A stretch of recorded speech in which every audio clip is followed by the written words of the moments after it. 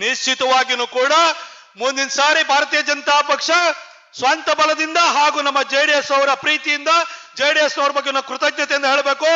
BJP ಮೊದಲನೇ ಹಂತದಲ್ಲಿ ನಡೆದಂತ 14 ಸ್ಥಾನಗಳ ಚುನಾವಣೆಯಲ್ಲಿ 12ರಲ್ಲಿ ಗೆದ್ದಿದ್ರೆ ಅದಕ್ಕೆ ಎಚ್.ಡಿ. ದೇವೇಗೌಡರು ಮತ್ತು ಕುಮಾರಣ್ಣನ ದೊಡ್ಡ ಶ್ರಮ ಇದೆ, ಅವರ ಆಶೀರ್ವಾದ ಇದೆ.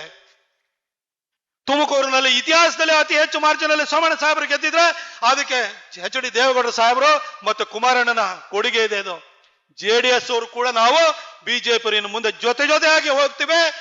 ಇನ್ನು ಕಾಂಗ್ರೆಸ್ ಧೂಳಿಪಟನ ಮಾಡಿ 2/3 ಮೆಜಾರಿಟಿಗಿಂತ ಜಾಸ್ತಿ ಅಂತರದಲ್ಲಿ ಮತ್ತೆ ಬಿಜೆಪಿ ಮತ್ತು ಜೆಡಿಎಸ್ ಸರ್ಕಾರ ಈ ರಾಜ್ಯದಲ್ಲಿ ಅಧಿಕಾರಕ್ಕೆ ಬರುತ್ತೆ.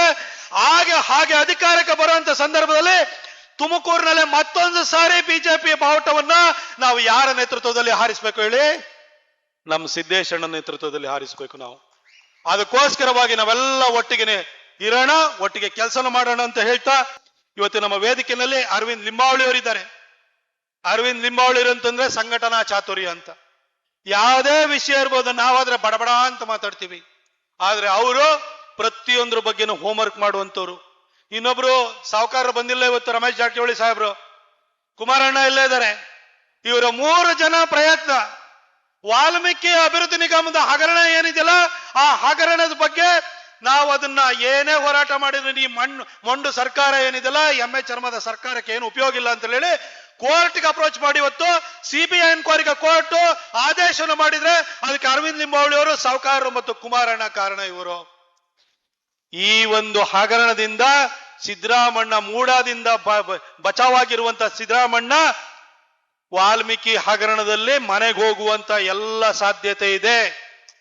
ಯಾಕಂದ್ರೆ ಒಬ್ಬ ಫೈನಾನ್ಸ್ ಮಿನಿಸ್ಟರ್ ಆಗಿ ಎನಿ ಫೈನಾನ್ಷಿಯಲ್ ಅಪ್ರೂವಲ್ಗೆ finance minister will be held responsible, ಅವರೇ ಹೊಣೆಗಾರರಾಗ್ತಾರೆ. ಅದಕ್ಕೋಸ್ಕರ ಸಿದ್ದರಾಮಯ್ಯನವರಿಗೆ ನಡುಕ ಶುರುವಾಗ್ಬಿಟ್ಟು ಅದು ಸಭೆ ಹಿಂದೆ ಸಭೆನ ಮಾಡ್ತಾ ಇದ್ದಾರೆ. ಬಂಧುಗಳೇ, ಇಂಥ ಒಂದು ಒಳ್ಳೆ ಹೋರಾಟ ಮಾಡಿದಂತ ಹಿನ್ನೆಲೆನೂ ಕೂಡ ಈ ವೇದಿಕೆಯಲ್ಲಿ ಇರುವಂತವರಿಗಿದೆ.